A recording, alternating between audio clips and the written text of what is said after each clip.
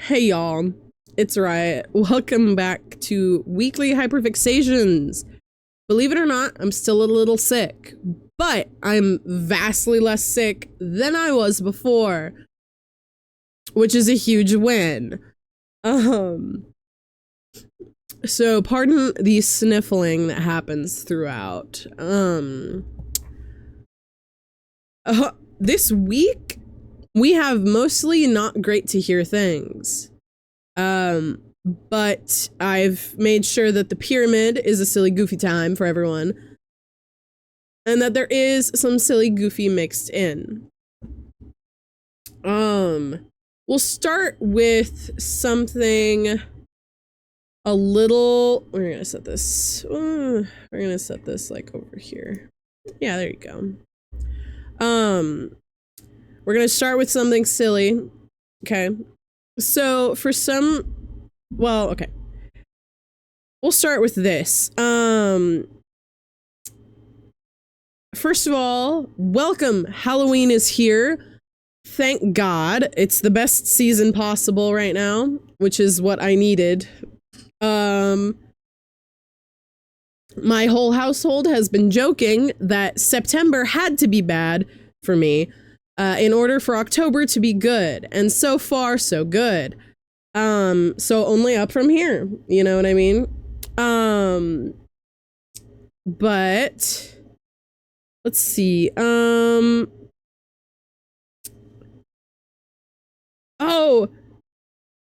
Fran Drescher, the nanny from the hit show, The Nanny, she got a star on the Hollywood Walk of Fame, which was really fun. Also, she's still super beautiful. And she is the biggest inspiration anytime I do an accent, even adjacent to New Jersey or New York, I end up sounding like her. So it was nice to see. We've had a lot of nostalgia on the Hollywood Walk of Fame recently, because Bill Nye got a star recently. Not too long ago, Christina Ricci got a star, that kind of thing. So very, very fun. The leader of the US claimed that Portland, Oregon was a war zone.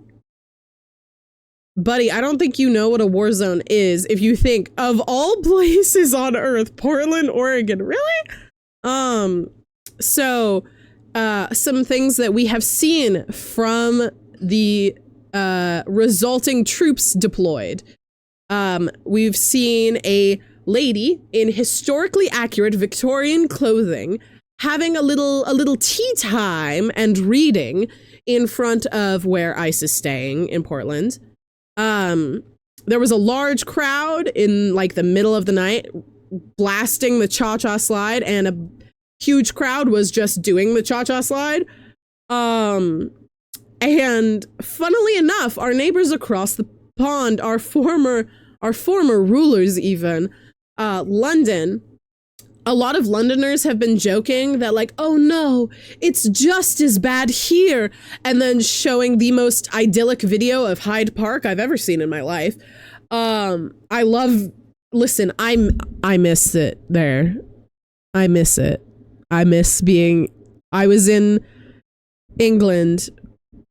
I was in the UK for like a couple weeks in 2019, late 2019, so literally right before COVID. I wish I hadn't left. You know what I mean? I wish I had stayed there. And that statement continues to be true. Let's see. SAG-AFTRA posted a response and statement in opposition of an AI model that was being posited to everyone as an AI actress. Hey, that's not possible. It's not an actress because you're programming it what to do. It's not a person who can think, who can organically do the job. You know what I mean? So they released a statement vehemently displaying that they were opposed to such things and that they did not recognize this AI program as an actress, which is completely valid because it's not a flesh and blood person. It's a program. That's not even close. That puts it closer to CG than to an actor. So that was really good. Some more silly things. Superbat. That's the tweet. If y'all aren't familiar with that ship name, or with shipping in general, I guess that's possible. Superbat is used to refer to people who think that Superman and Batman should kiss. Well, no, that's not the word for the people who think that, but Superbat is the word they use. You know, they smash their names together and they say, I want these two to kiss. And that ship is called Superbat. And it's really funny how out of anything that me and my bestie over in Germany could vehemently agree on, I'm using that word a lot today, but the thing that we like absolutely 100% agree on is Superbat. And I do think that we're both of the opinion of the current Batman and Superman, even though they're not in the same universe, because shipping two characters together doesn't need to care about that. And if anything, there are ships that are way more of a stretch than this. But I just wanted to share the sentiment because I think it's really funny that the official Superman account and the official Batman account on more than one platform shared a video that was like a little text conversation between Clark and Brucey. And it was like, I keep seeing this Superbat thing. Do you know what it's about? And, you know, Batman lies and is like, yeah, no, we're just really good friends. Also, dog, why is that on the official account? Who tweeted this from the main account? I don't know if they tweeted it, but it was on Instagram and TikTok, I think, for sure. But I was like, dog, what is this? And, you know, my friend and I were sending it back and forth to each other, basically being like, oh my God. So of all the things I thought my bestie and I would agree on, super proudly, and like be on the exact same page about it, and like all that, I did not think it was going to be this page. You know what I mean? Didn't think this was going to be the thing that we like really pop off on, but you know, I digress. Oh my gosh, sorry. There's a sneak peek at how sick I've been, I guess. Let's see, what else do I need to cover?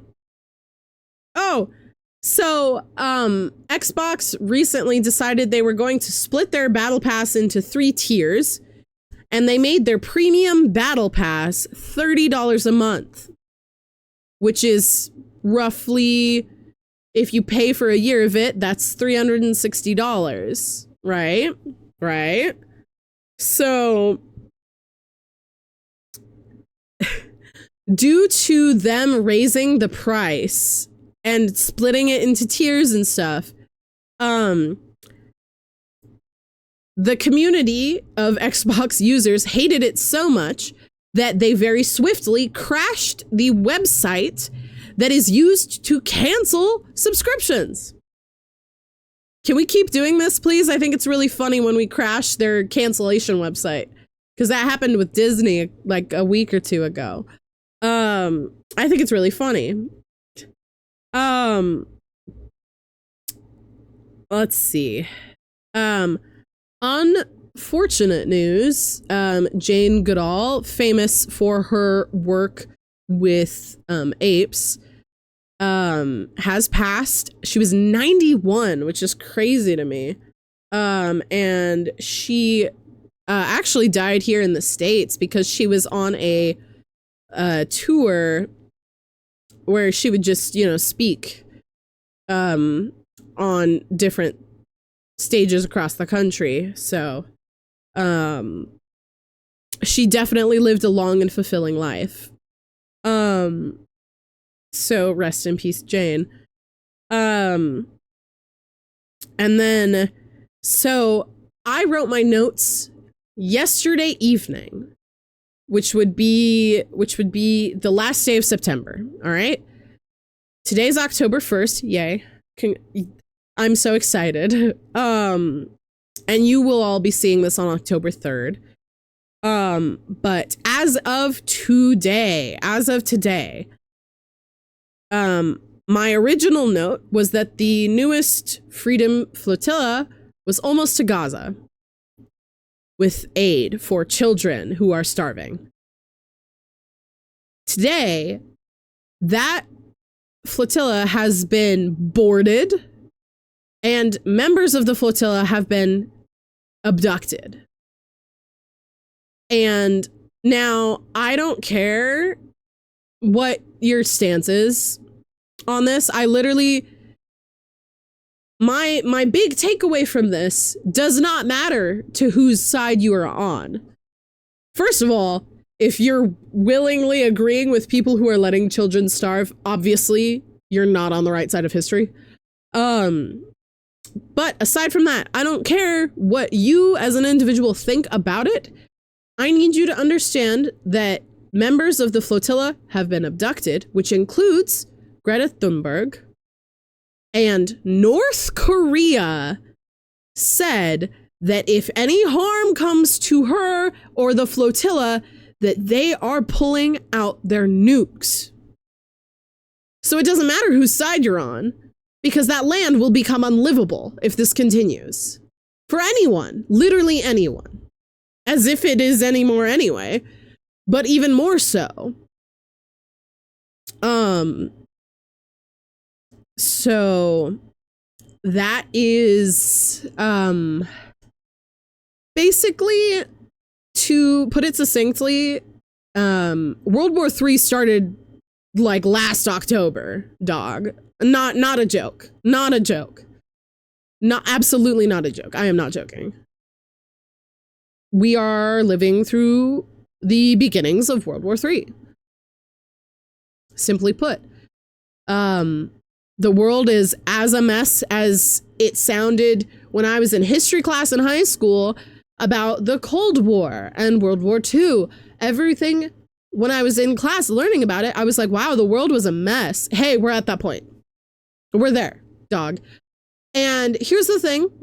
There are things you could do to, at minimum, if you are in the States, there are things you can do to prevent our nation from turning to fascism, authoritarianism, that kind of thing. There's still things you can do. That's what's happening in Portland, is people are using silly whimsy to protest. But needless to say, we are there. You know what I mean? Anyways, we are gonna transition into the pyramid. And I'm gonna be silly goofy from this point on. I know it's been a rather serious episode. My apologies. That's just how the world is right now. So we shall transition. Critical Role Campaign 4 starts tomorrow. For you, it will have started the day previous. I'm extremely excited.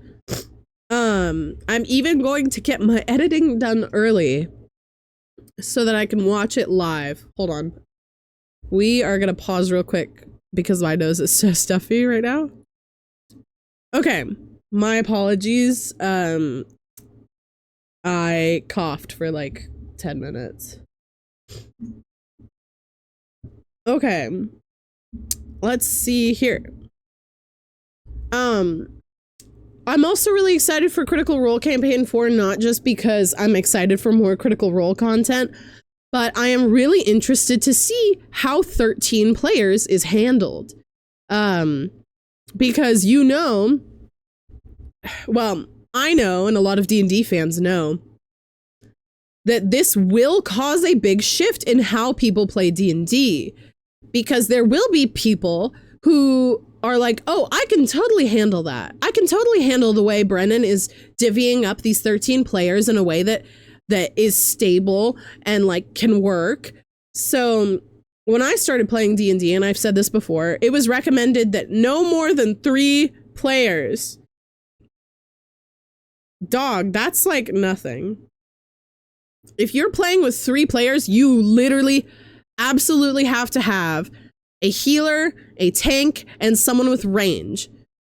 Okay? Preferably magical.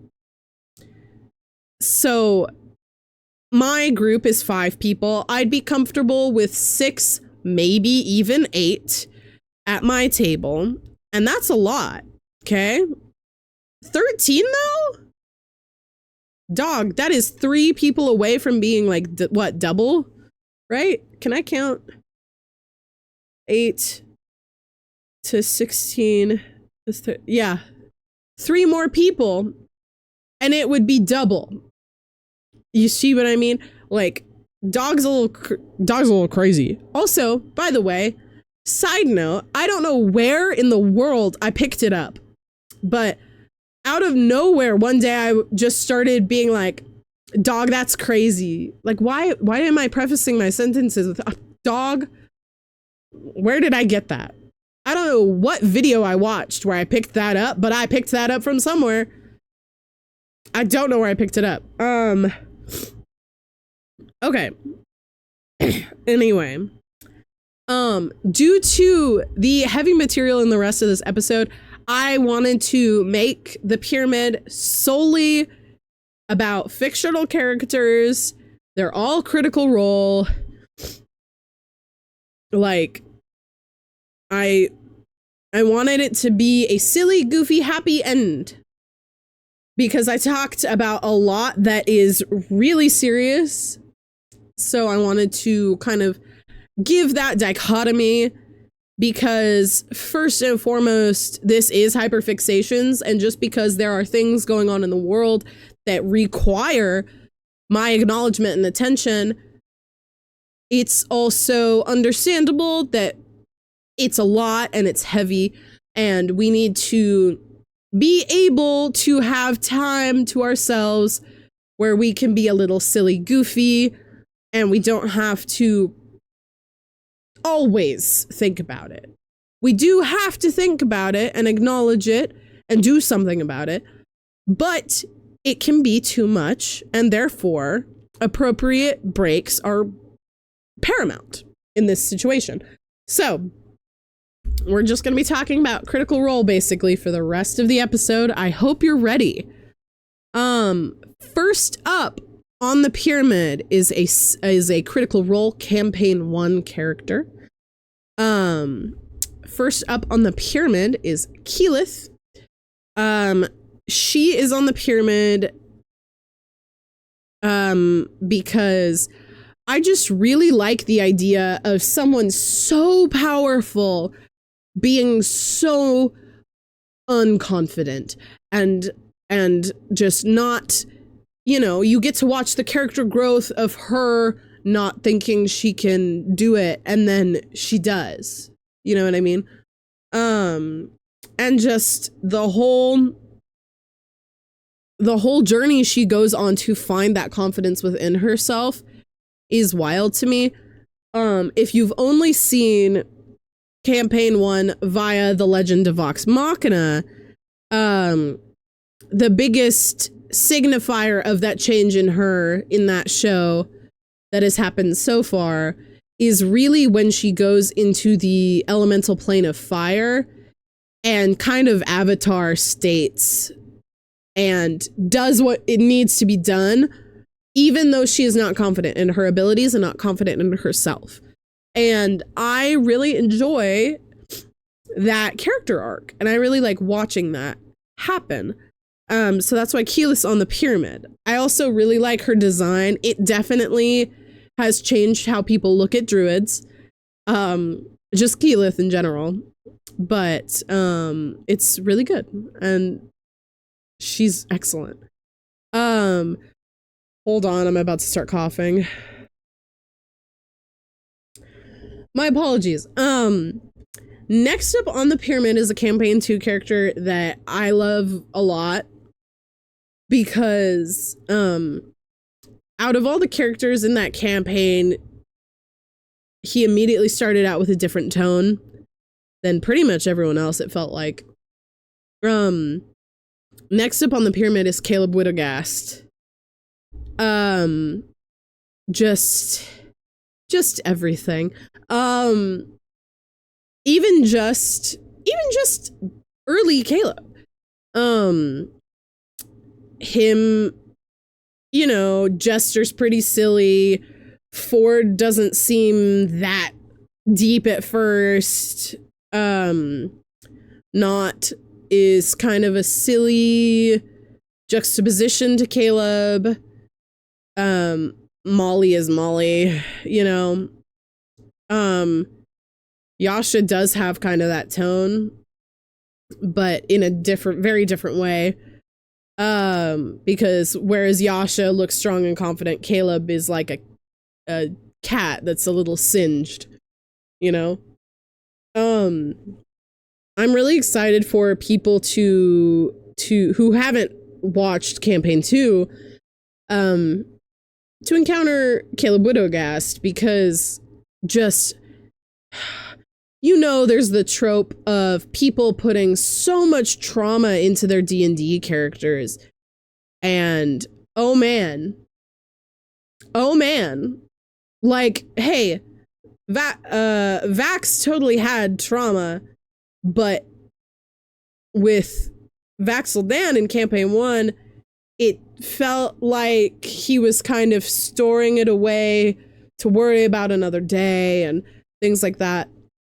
Whereas Caleb, even though it's been a while since his cataclysmic traumatic event, it even then, when you first see him in the campaign, it feels like it was yesterday a little, because he feels just cautious enough and just enough of a worrywart about everything. I keep shaking the table a little. My bad.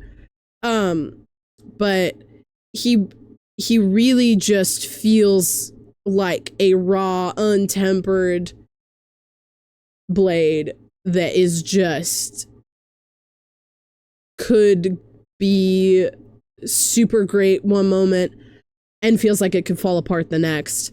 And I really appreciate that. Also,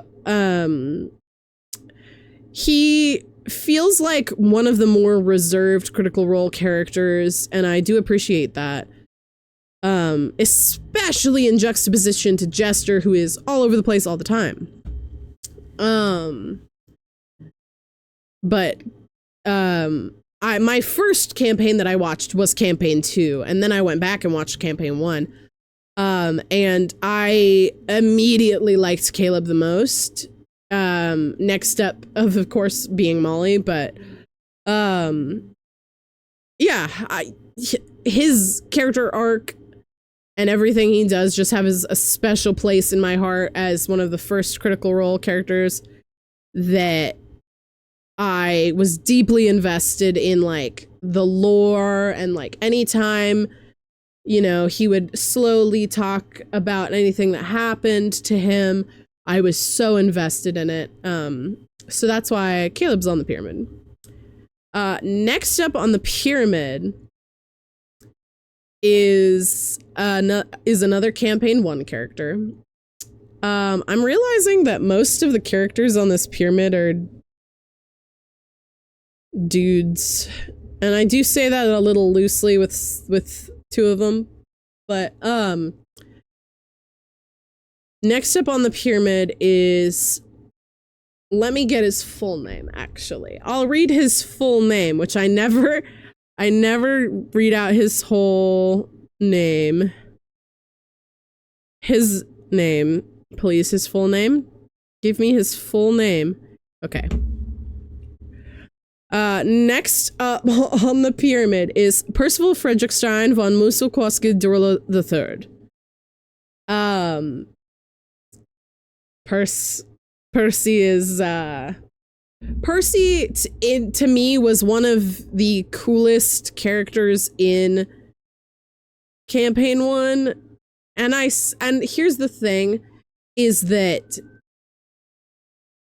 I love all of the characters of Campaign 1. He is my favorite player character of Campaign 1. And it is purely because you get full backstory with this man. You know?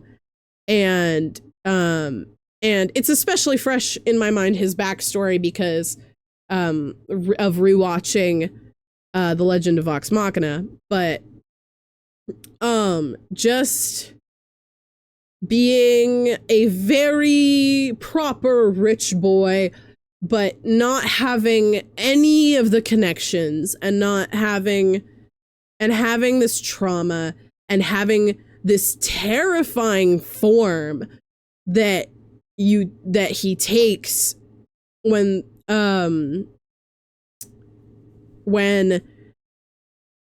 the demon in that he is unwittingly attached to his weapon takes over, and you see No Mercy Percy, and it's so good and chilling. I really like pretty much all of Taliesin Jaffe's characters, because they do have gothic elements to them, even if they do not outwardly look like they would. Like Caduceus doesn't look that way either, but he's Domain of Death. And Molly doesn't outwardly appear to be that, but by nature of the setting he's in and the new class that he was in, you know, all of Taliesin's characters have this gothic overtone to them, and the new character that's debuting tomorrow, same exact thing that I already am getting. Excuse me, though this upcoming character has more of that tone, because they look like a terrifying porcelain something. Not quite a porcelain doll, not quite a robot, something weird and in between. On the like visually, the face. And I really appreciate that overtone. Because, you know, D&D has such a medieval forward vibe most of the time, that seeing a different angle of that same vibe is really really interesting to me. But also I just enjoy that while Percy is so entrenched in worrying, you know, fretting about his list, and worrying about, you know, he thought his sister was gone, and well, no, I don't remember if he thought his sister was gone, or if he thought that she was just taken. I don't remember. No, she thought he was gone. Or he thought she was gone. Whoa, I'm having a moment, guys. Be nice to me, I'm sick. But Percival's just an excellent character, and of course it feels like the campaign 1 characters were fleshed out so much, but hold on, but I also really appreciate that Percival was kind of an introduction to having a gunslinger, but it's not quite the gunslinger class. Actually, I don't know what his class is, technically. What is his technical class? I think I still have him pulled up. Percival Derolo the Third. Yeah, he is a gunslinger. Ah, he's a fighter with the specification of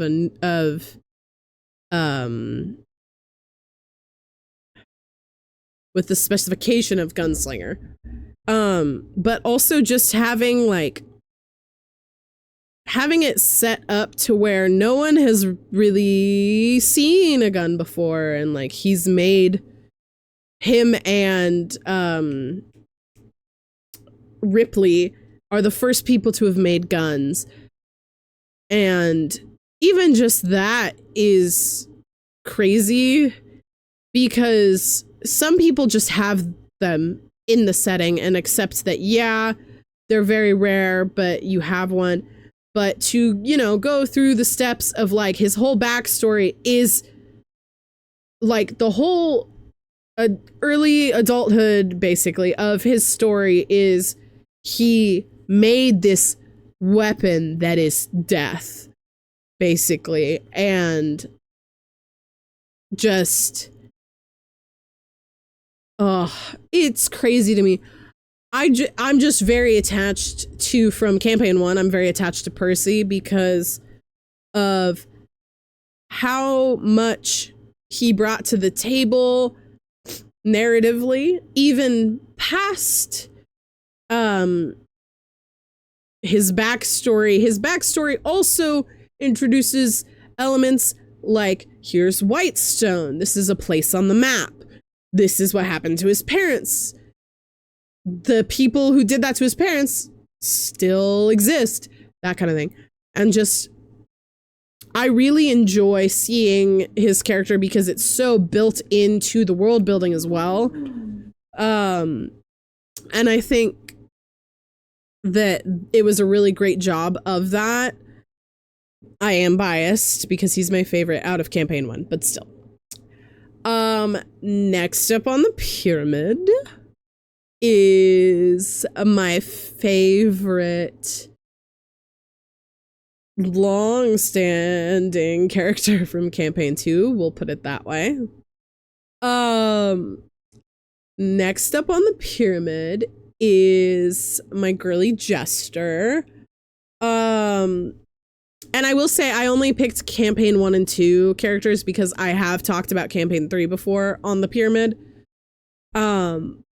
And Jester has been on the pyramid before, but for other reasons. I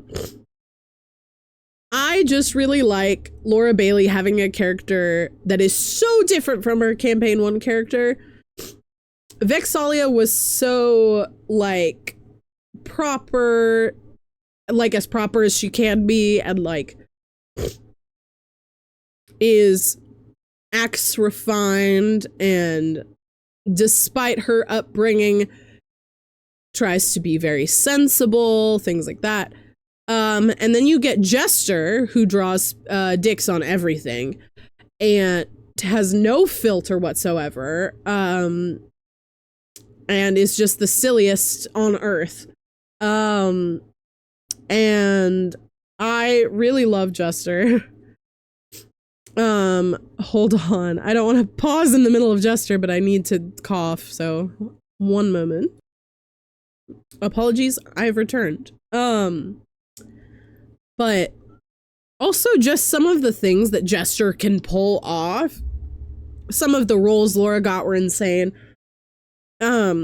Because again, if you are not familiar, D&D, basically everything you do is you can say, I am going to do this, and then you have to roll a dice to see if you can and how good or how badly you do that thing. So to have these really good moments where your character does something crazy, that's not really up to you. That's up to the little plastic or stone or resin or metal dice that you roll. You roll that D20 to see if you even do it. So some of the rolls she got were insane. My particular favorite, and I will be as vague as I can, she is meeting with some high level creature, we'll say. And the high level creature is planning on killing her after talking to her. And she casts Modify Memory and succeeds. And that high level creature forgets that it was even thinking about doing that. And in fact, thinks, oh, this is my best. She modifies this thing's memory to also be like, this is my best friend. I'm super good friends with Jester. I'm letting her go because of course I am, you know? And that roll to get that modify memory and then, you know, the saving throw that the creature had to make failed, which means that it worked. That is crazy. Also, modify memory is a crazy spell because you can just literally make someone forget. You can make them even think that something else happened that didn't happen at all.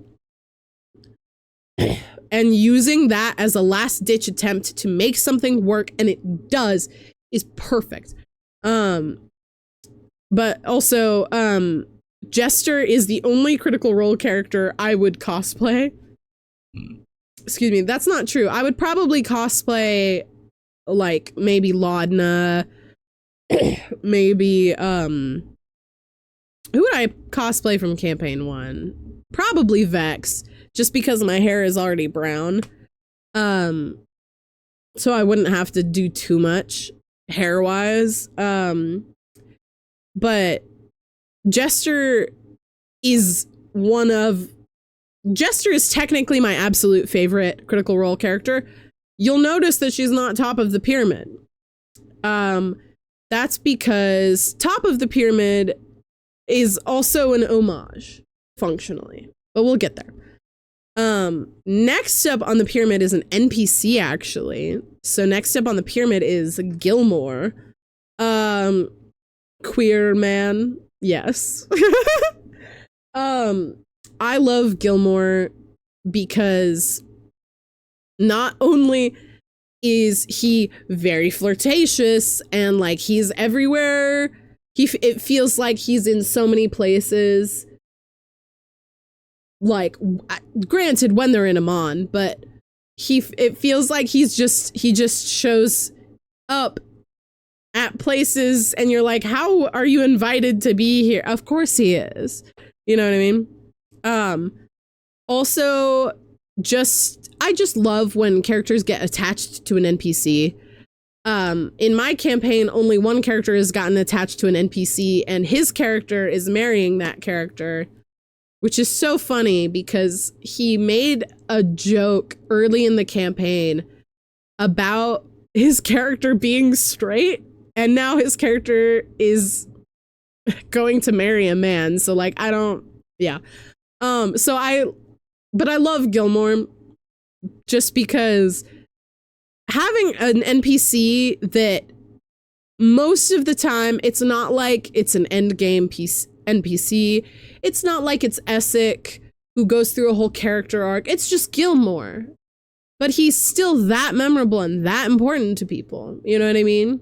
And I could be forgetting something, which is entirely possible. But either way, just the fact that, I don't know, it's Gilmore, you know? Such a suave man as well.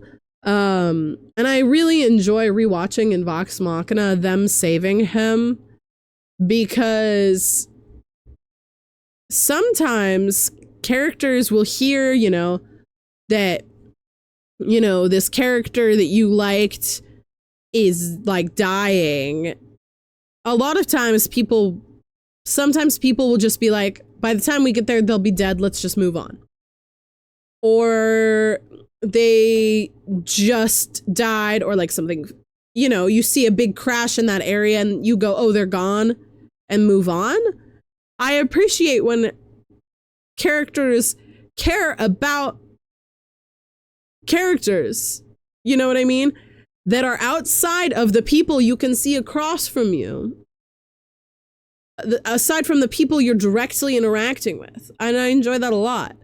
And Gilmore is my favorite NPC of Campaign 1. My favorite NPC of Campaign 2... I feel like any answer I would give would be a spoiler, so... But needless to say, Gilmore is on the pyramid because he is my favorite NPC, and I felt that among a sea of player characters, Gilmore deserved to be on here. And then our final slot on the pyramid is not Jester, because I thought it'd be much more fitting, especially with the impending chance of getting a trailer for the Mighty Nine is approaching us. I thought it would be very fitting to put Mollymock Tea Leaf on the top of the pyramid. This is another Taliesin Jaffe character as well. Beautiful character design. I think about his coat every day. I think about his tattoos. Mollymock, in my mind, is the perfect tiefling. And I don't know how to describe it past that. I'll be so real. I don't know how to describe it past that. But, I will be avoiding spoilers as well with Mollymock, just because the show may be coming out fairly soon, and I don't want to ruin that for people. But needless to say, I shall say long may he reign, and that is the tweet. But Molly is probably one of the... I think Molly is actually one of the better known characters from Campaign 2, because I've had people who don't listen to Critical Role see a picture of Mollymock and go, oh, that's a Critical Role character, right? Dog, I didn't know you knew Critical Role like that. But I love how much of a little shit Molly is. And I love, you know, all of the circus is just wonderful. I love, because I already think of D&D as a whimsical activity, even though it does not inherently involve whimsy. So when you put a circus in there, you are saying, hey, this thing that you think is whimsy, we're leaning into the whimsy, actually. Yes, please. Also, you know, the deck of many things, and, or the Taroka deck. No, I think it's the deck of many things. And then, you know, on top of that, Mollymock was the first Blood Hunter player character in Critical Role, which was a completely new class made for Critical Role. Have I considered in the next campaign that I'm doing at quote unquote my table? It will not be my table that time because I'll be a player instead. But have I considered mollymocking, as I'll say it? Sure, I've thought about it. But I just, there's an attachment to Mollymock that I think all fans of Campaign 2 carry. Even more so when you get to the end of Campaign 2, because y'all, what the fuck? But like, again, I love a Taliesin Jaffe character. I love a Taliesin Jaffe character. And I'm so excited for the next one. I do think I will be just enraptured by, you know, the next Taliesin Jaffe character in Campaign 4 tomorrow. But I'm very excited for it. But Mollymock Tea Leaf is capping out our pyramid. Long may he reign. And that's the whole pyramid, y'all. As a note, so I've been sick for almost a month. Basically, I was sick, and then there was a week that I wasn't sick. And then I immediately got sick again. And now my sickness is kind of ending. Hey, my partner got sick. Damn. You know? So if my partner is not better by this coming Sunday, or even just Saturday, instead of having a normal D&D session, I will be helping people prep for one-shots by running everyone through character creation again. Also, I think it's good for them to start thinking ahead to a new character, just because, like, hey, you know, don't be too sad about your characters. We still have 3 sessions with our current characters, and then we'll be taking a break from those characters. Hold on to them, but we'll be taking a break from those characters. And then we will move on to some one-shots and then another long campaign. We won't be making our characters for the long campaign because the DM for the long campaign is my partner, actually. Go figure. And my partner wants to run a session 0 where everyone creates their characters. I, however, will be an exception to this. I already have several characters that can work for this campaign. So I'm going to be focusing on helping everyone else make a character. Sorry. But, you know, it's good to run them through character creation again, get them thinking about a new campaign, that kind of thing. But yeah, so we'll still be meeting on Sunday, even if my partner is still sick. But yeah, I'm excited for tomorrow. I'm gonna get my editing done super early so I can watch it without having to worry about editing. That's the tweet, y'all. Thank you all so much for watching yet again. Thank you for there being a lot of you. It means a lot. And if you're new here, welcome on in. As I've said in the past, I don't flood your notifications. I post literally once a week. And if I was ever planning on doing any more than once a week, I would let you guys know well in advance that I was even considering it, which I'm not at the moment because too much going on. But I'd like to thank you all for watching. You know, subscribing, commenting in particular helps young channels grow. But even so, thank you all for being here at all. It means a lot, especially since this is functionally a passion project that is low stakes enough that I can do it when I'm sick, but also not so high stakes that it feels processed. And I thank you for just hanging out, you know? So with that, I will see you all next week. Same time, same place. I was almost gonna, you know, yeah, I'll say it anyways. Thank you all. Love you all. Parasocial, parasocial, parasocial. No, I'm kidding. But genuinely thank you all. And I'll see you then. Have a good rest of this week and a good week next week. Can't wait to talk about Critical Role Campaign 4 because you know I will. But thank you all so much. I'll see you next time. Same time, same place. And that's all. Bye, y'all.